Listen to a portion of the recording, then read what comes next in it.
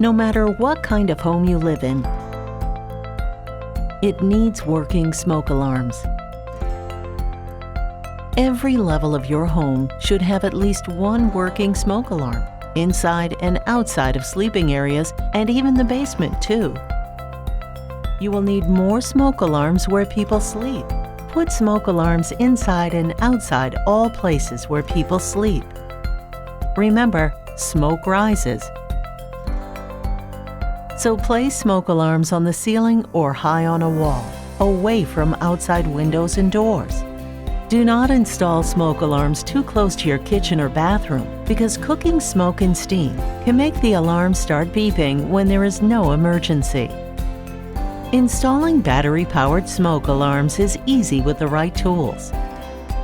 Before you install the alarm, write the date inside and outside the cover of the smoke alarm as a reminder of how old it is and when you should replace it. Replace smoke alarms when they are 10 years old or older.